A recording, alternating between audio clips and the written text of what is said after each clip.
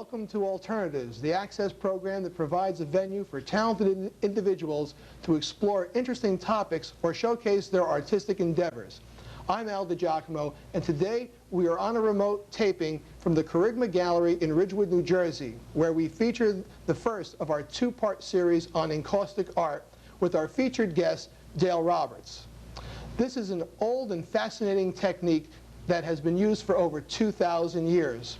One of the earliest applications of encaustic paints dates back to the ancient Egyptians.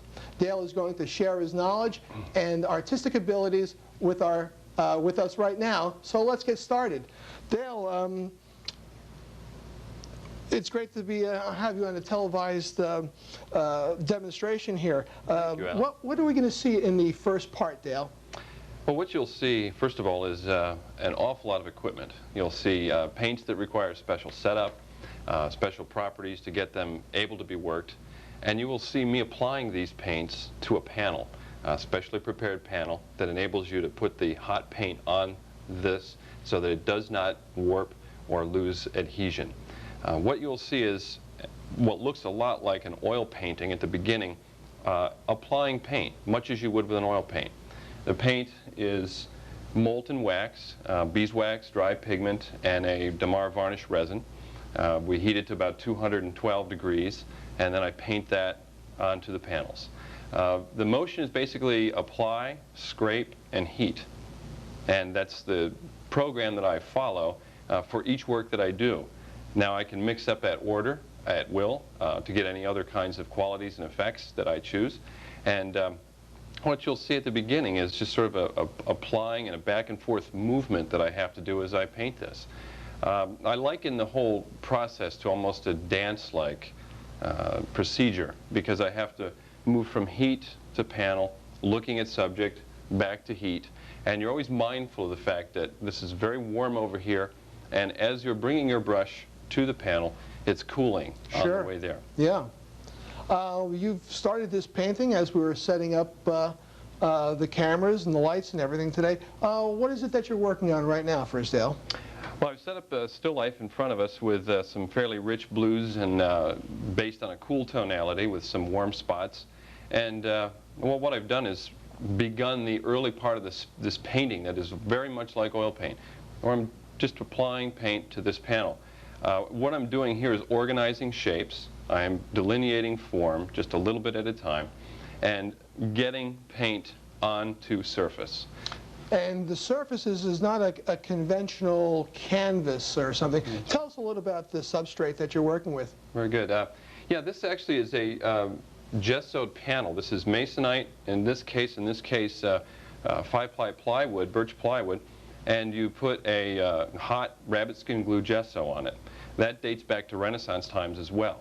That particular substrate is absolutely hygroscopic, it is inert, and it allows you to work freely without having to worry about the heat problem. If you were to use acrylic gesso and you heat it up toward the end like we have to, you'd actually experience some bubbling of that surface.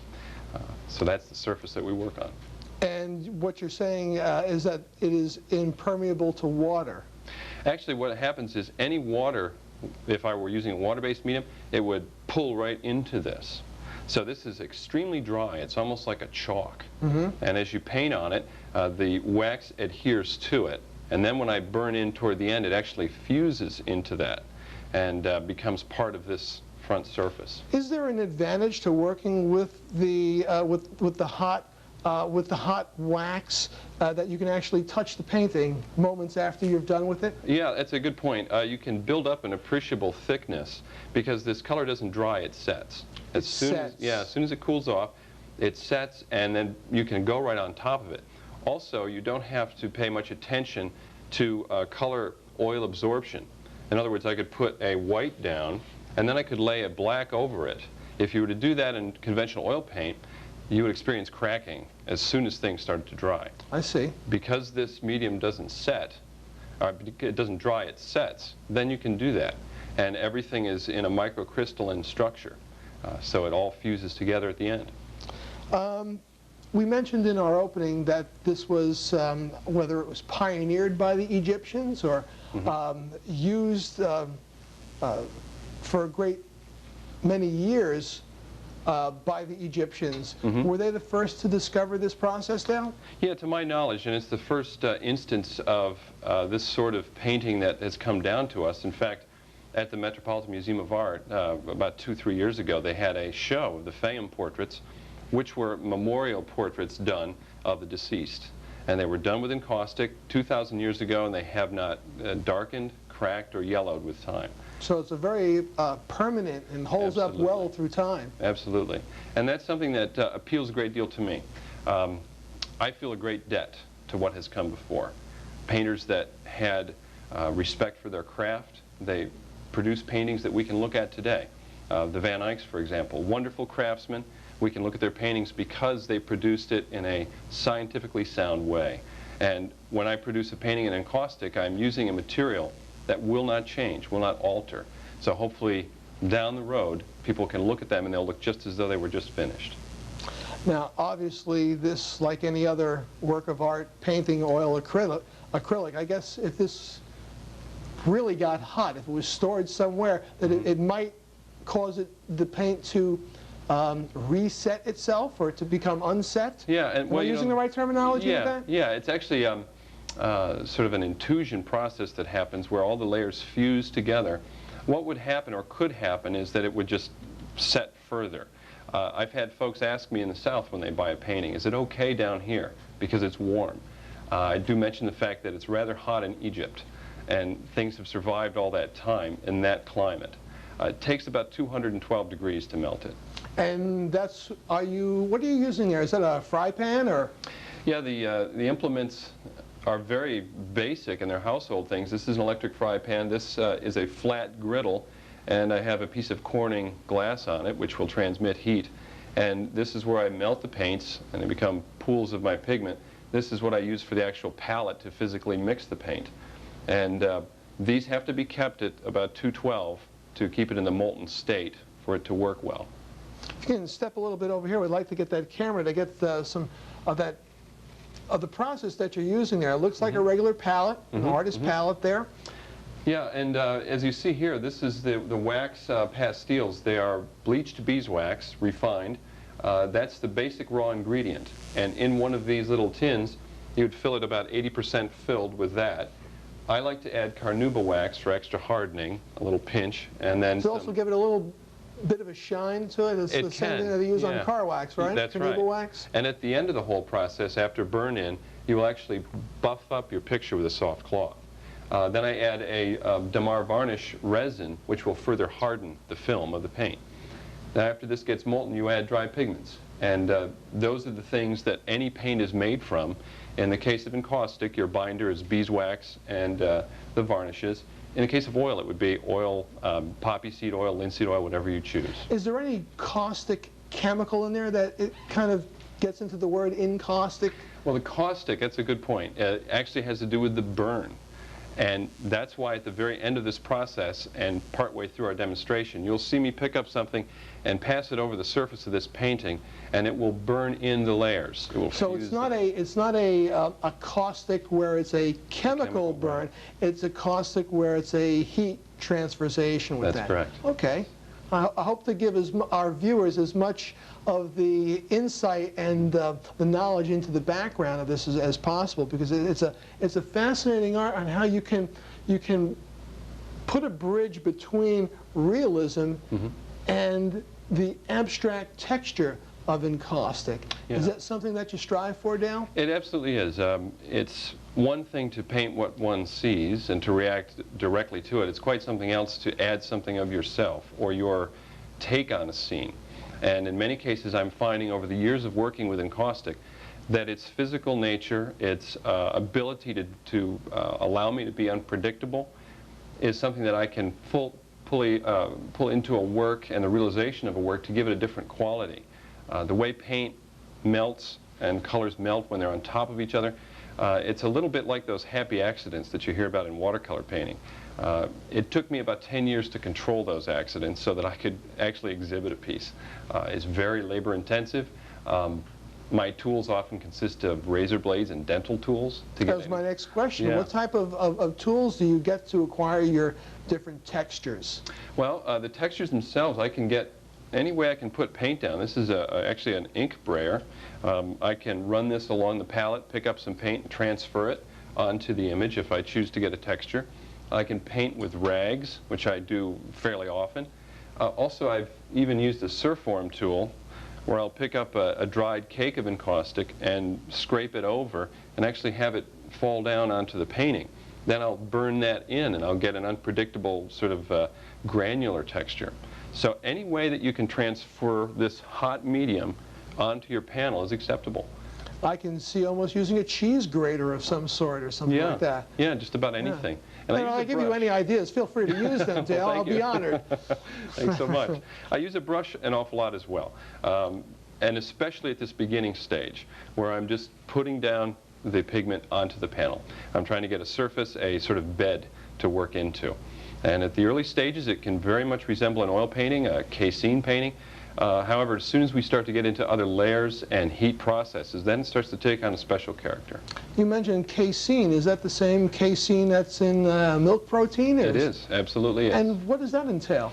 Well, that would involve the same pigments, and then that casein, that curd, would be the binder.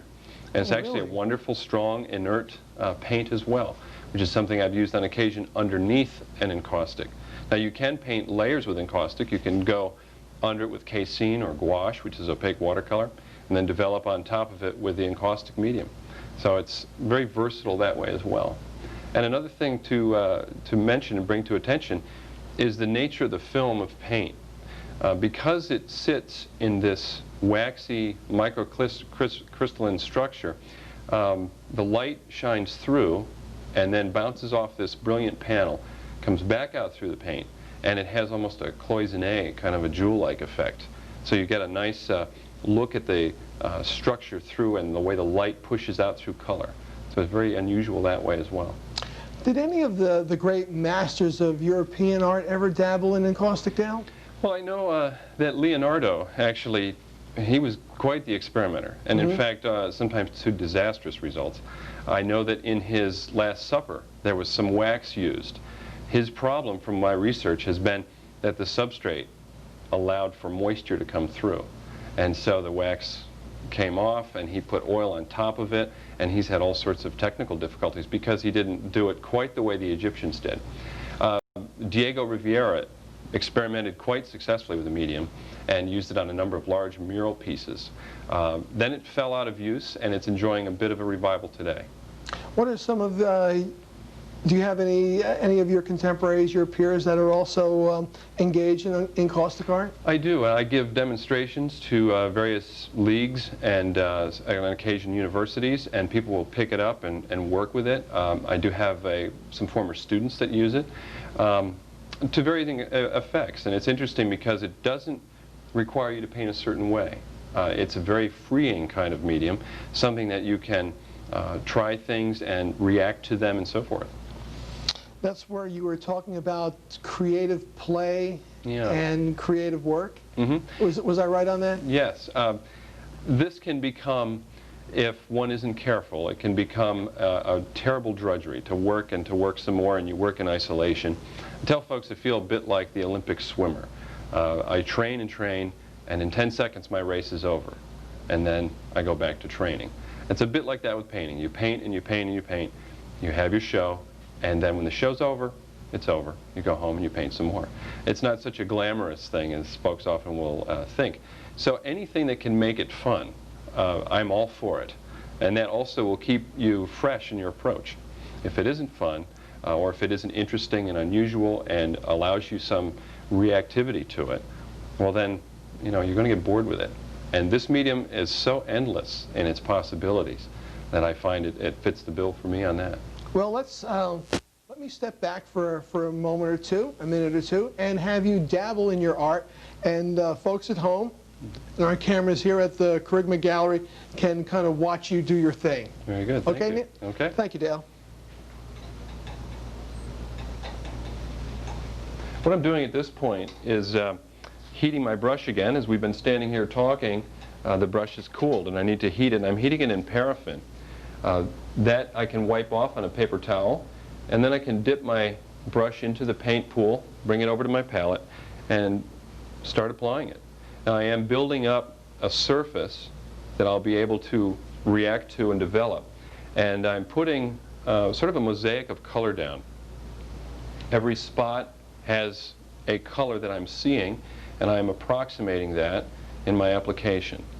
Not particularly worried about matching it exactly, because I can build up layers with this painting. And as you'll see later on, there's some interesting effects that happen when you do develop and build up layers. As I build the paint on here as well, there's a texture that begins to develop, sort of a nubby thing that grabs the paint actually off of my brush. And that is something that I see as I work, and I might decide to preserve. If I do wish to preserve that, that'll be an area that I won't heat quite as strong. If I want to completely obliterate something, I can heat it and produce an almost liquid mass. And if something isn't working at all, I can do that, get a razor blade out, and take it away. Wipe the slate clean. Absolutely. And it's one of the more freeing aspects of this kind of paint. Oil paint, by contrast, any problems require a good bit of preparation to get down to that ground, and you have to be extremely thorough, or you may run the risk of technical problems later on. I should say too that as I've worked in encaustic over the years, I've experienced any number of technical hazards, burns, and so forth. You touch things and they're quite warm, but it just reminds me of what I'm working with and some of the struggle, I suppose, that goes into making a work.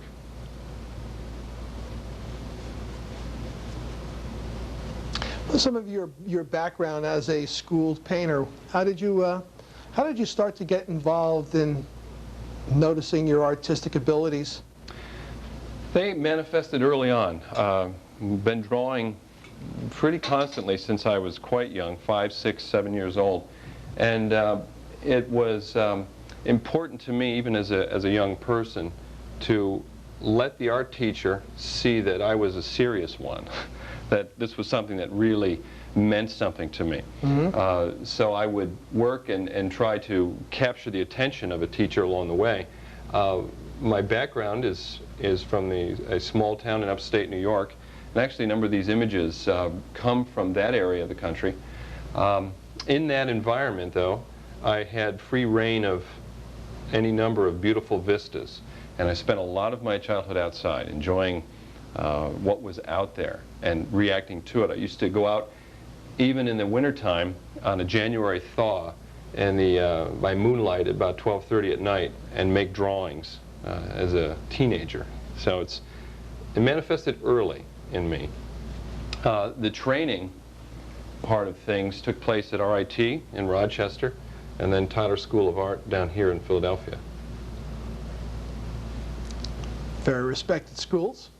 Yeah, and RIT, interestingly enough, is really more thought of as a technical school. Mm-hmm. I had a wonderful foundation there, which enabled me to continue the path that I was choosing. And I was told in my second year that I probably ought to look elsewhere because of my interest as a painter. So I ended up at Tyler, and it was at Tyler that I was first exposed to the encaustic technique verbally, and was later on shown one example. So that's sort of how those things happen.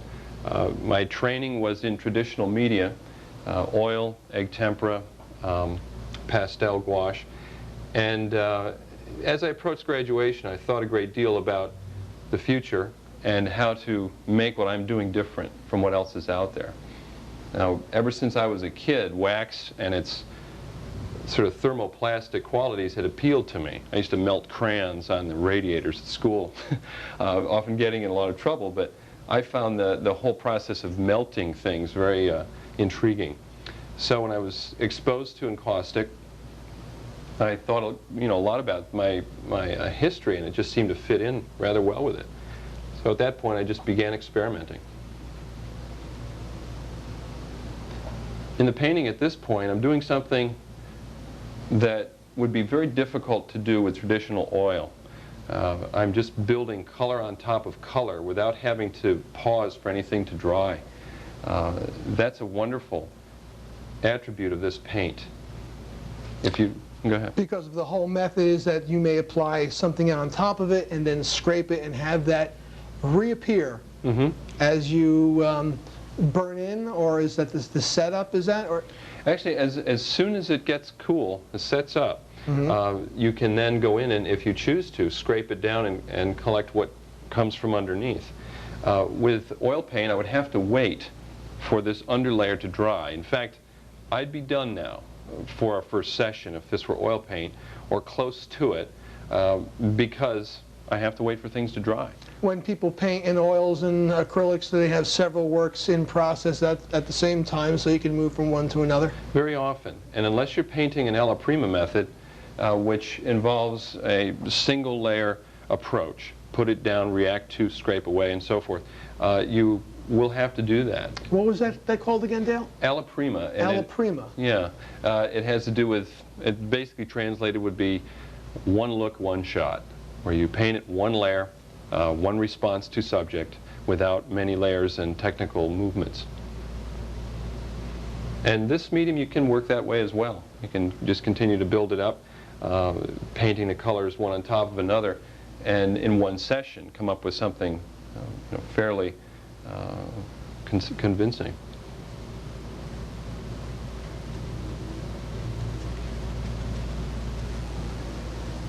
It's a very physical paint, and by that I mean that when you apply it, it starts to build up a body fairly quickly.